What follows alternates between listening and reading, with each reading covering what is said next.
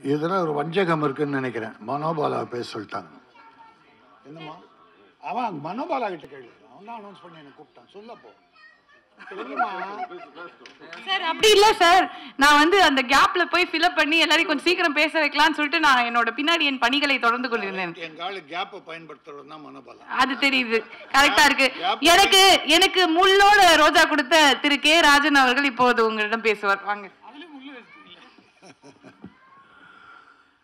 மேடையிலே அமர்ந்திருக்கிற நல்ல வல்லவர்கள், வாழ்த்த வந்து எதிரிலே அமர்ந்திருக்கிற நல்லவர்கள் அனைவருக்கும் என் உளம் நிறைந்த நன்றி வாழ்த்துக்கள்.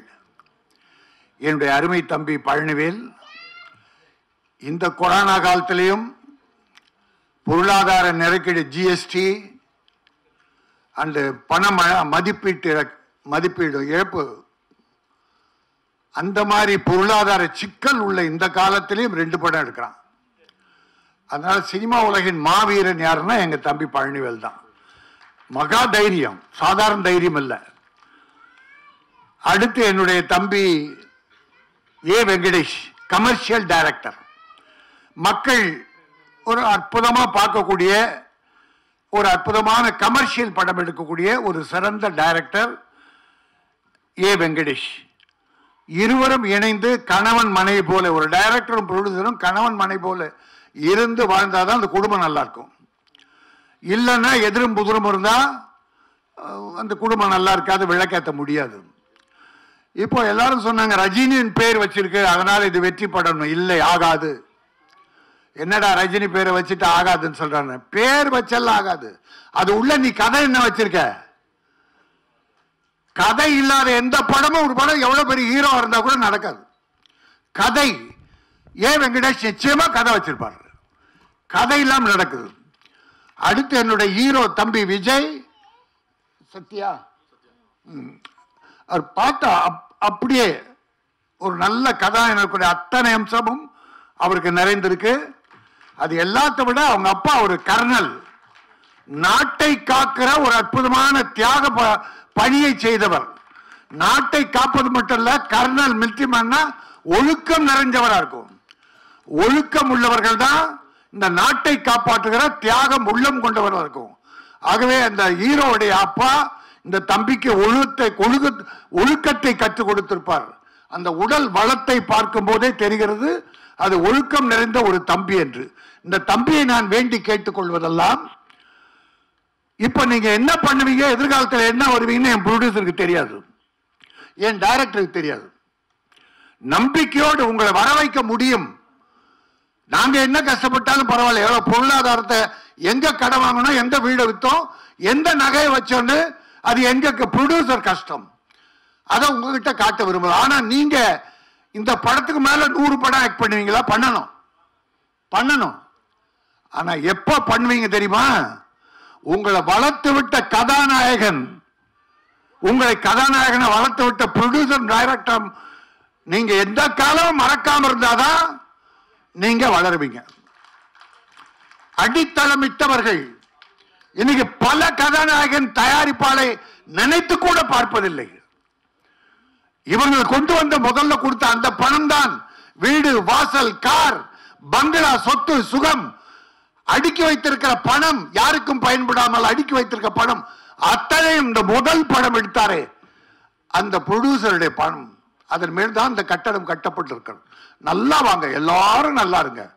ஆனா ப்ரொடியூசர் நொந்து போயிருக்கும் போது முதல் கை நீட்டி வாங்கணுமே, அந்த ப்ரொடியூசர் கஷ்டப்படுறாரு, நாம் நல்லா இருக்கும் காப்பாற்றணுமே என்றதுக்கு வாங்க.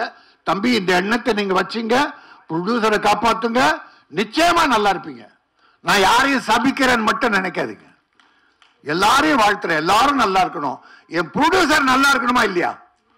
அதை எல்லாரும் நினைக்கணுமா இல்லையா? அதைத்தான் நான் வலியுறுத்தி வரேன். வேற யாரும் எந்த குறையும் சொல்லல. நான் குறை இருந்தா நீங்க எடுத்துங்க, உங்களுக்கு அது சொந்தம் இருந்தா எடுத்துங்க. நான் யாரையும் குறிப்பிட்டு சொல்லல. எனக்கு இன்னொரு மகிழ்ச்சி, ஷெரின், காணாமல் போன ஷெரின் இன்னைக்கு சேலை கட்டி வந்திருக்கிறார். அது பெரிய ஆச்சரியம். நீ சேலை கட்டிய தமிழ் பெண்ணாக மாறு, எங்க சினிமா உலகம் உன்னை காப்பாற்றும். எதிர்காலம் நல்லா இருக்கும். கொஞ்சம் மாறி அப்படி கடி பண்ணி ப்ரொடியூசர் கண்டுக்காம அப்புறம் இந்த ஆடியோ ஃபங்க்ஷனுக்கு வந்தீங்க, ஒவ்வொரு ஆடியோ ஃபங்க்ஷன் 2 பேரும் கலந்துங்க, அது பிரின்சிபலா வச்சுங்க. உங்களுக்கு தான் ப்ரொமோஷன், என் தயாரிப்பாளருக்கு ஒண்ணுமே இல்லை. இந்த மேடை போட்டதுல இருந்து, இந்த முள்ளு குத்திய ரோஜா கொடுத்ததுல இருந்து எல்லாம் என் ப்ரொடியூசரோட பணம். இன்னைக்கு ஆடியோ ஃபங்க்ஷன், இன்னைக்கு கதாநாயகன் என்னுடைய தம்பி அம்பரீஷ். அவன் சிவா என்னமோ சொன்னாரு, இந்த சினிமா அந்த அப்படி இருந்தாதான் இந்த சினிமாவில் வாழ முடியும், என்ன போனவளால இந்த சினிமாவில் வாழவே முடியாது. பாரு, 9 கோடி ரூபாய் சின்ன சின்ன பெரிய ப்ரொடியூசர்லாம் கொடுத்துட்டு மருந்து வாங்க கூட பணம் இல்லாம நான் இருக்கேன். என் பணம் இந்த சினிமா உலகத்துல 9 கோடி இருக்கு. ஹாஸ்பிட்டலுக்கு எனக்கு பணம் கட்ட முடியாம இருந்தது. அப்படி சில திருட்டு பயல்கள் அடுத்தவனை மோசம் செய்யணும்னு ஒரு 4-5 பேர் இருக்கானுங்க இந்த சினிமா உலகத்துல. எல்லாருக்கும் அவனை அறிமுகப்படுத்த போறேன். எனக்கு பணம் வேணாம், பரவாயில்ல, அது விட்டுரும். அதல்ல எப்படிப்பா பாலாஜியா, அவன் நொந்து போனவன்.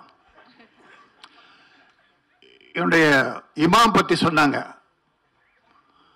தந்தை மகனுக்காற்றும் நன்றி அவையத்து முந்தியிருப்ப செயல். அவங்க அப்பா பல ப்ரொடியூசரை பார்க்கும்போது என்னையும் பார்த்தார்.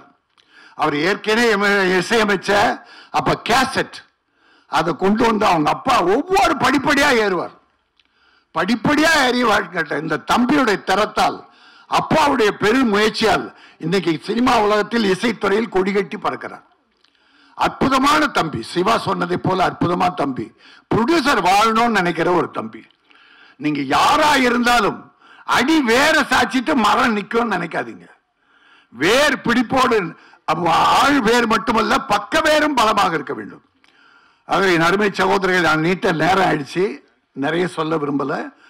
ஆக என் ப்ரொடியூசர் நான் சொல்றது, யாருக்கும் அஞ்சாதே, யாரையும் கெஞ்சாதே, நீ முதலாளி. அந்த முதலாளி என்ற ஸ்தானத்தை இழக்காதீர்கள். பணத்தை கூட இழக்கலாம், வருமானத்தை பெற வேண்டும் என்று தன்மானத்தை இழக்கக்கூடாது. என்னுடைய தம்பி பழனிவேல் இழக்க மாட்டான், தன்மானத்தை இழக்க மாட்டான். என் அருமை சகோதரர் ஏ வெங்கடேஷ் ப்ரொடியூசரை காப்பாற்றுவார். ஆக இந்த படம் மிகப்பெரிய வெற்றி படமாக இருக்க வேண்டும். இந்த படம் ஏன்னா நான் ஏ வெங்கடேஷ் மேல் வச்சிருக்கிற நம்பிக்கை, கதை இல்லாம அவர் படத்தை டெவலப் பண்ண மாட்டார்.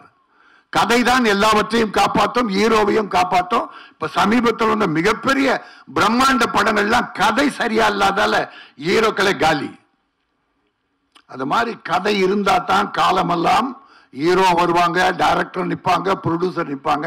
இந்த படம் நிச்சயமா ஒரு கமர்ஷியல் படம். இதுல 2 காணா போல ஷெனியும் இனி கண்டுபிடிக்கப்பட்டு விட்டார். புதிய ஹீரோ ஒரு மிலிட்டரி மேன், கர்னலுடைய மகன், ஒழுக்கத்தில் சிறந்தவராக சினிமாவுக்கு ஒழுக்கத்தை கண்டுபிடிக்கும். எப்படி சூர்யாவை சிவகுமார் சினிமாவில் ஒழுக்கம் நிறைந்தவர், அவர் பிள்ளைகளையும் ஒழுக்கமாக வளர்த்திருக்கிறார். அதே போல இந்த நாட்டை காப்பாற்றுகிற தியாக கொண்ட நம்முடைய கர்னல் அவருடைய மகனை நிச்சயமா ஒழுக்க காப்பாற்றுவார். அதில் நன்றி மறப்பது நன்றென்று, நன்று அல்லது அன்றே மறப்பது நன்று. இந்த ப்ரொடியூசர் நம்மை காப்பாற்றினார், வாழ்வதற்கு வழிவகுத்து கொடுத்தார். அவரை வாழ்நாளெல்லாம் மனதில் நினைக்க வேண்டும். டைரக்டர் நமக்காக பாடுபட்டு நம்மை ஒரு நடிகனாக நிறுத்தினார், அவரையும் மறக்க கூடாது என்ற நிலையை கதாநாயகி பெற்று அவர் நடிக்கிற படமெல்லாம் ஆடியோ ஃபங்க்ஷனுக்கு வரணும். 4 படம் ஜெயிச்சிச்சு நான் வரமாட்டேன்னா கடக்கால் ஸ்ட்ராங்கா இருக்காது, இடுப்புக்கு மேல நல்லா இருக்கலாம். இந்த திமிர் யாருகிட்ட இருக்கிறதோ அவெல்லாம் சரியா இருக்க மாட்டாங்க. வேற எதுவும் தப்பா வார்த்தை சொல்ல விரும்பல.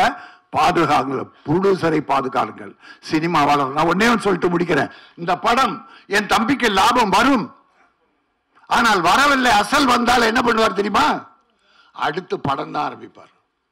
ஒரு ப்ரொடியூசருக்கு போட்ட பணம் அசல் கிடைத்தால் கூட அடுத்து படம் தான் ஆரம்பிப்பார்கள். அதனால் என்ன நன்மைனா புதுசா டெக்ஸ்டைல்ஸ் வருகிறாங்க, தொழிலாளிகளுக்கு வாழ்வு கொடுக்கிறார்கள், சினிமா உலகம் வளர்ந்து கொண்டே போகும். ஆனால் நடிகர்களுக்கு கிடைக்கிற பணத்துல எவ்வளவு திருப்பி இந்த சினிமாவுக்கு போடுறீங்க? நன்றி, வணக்கம்.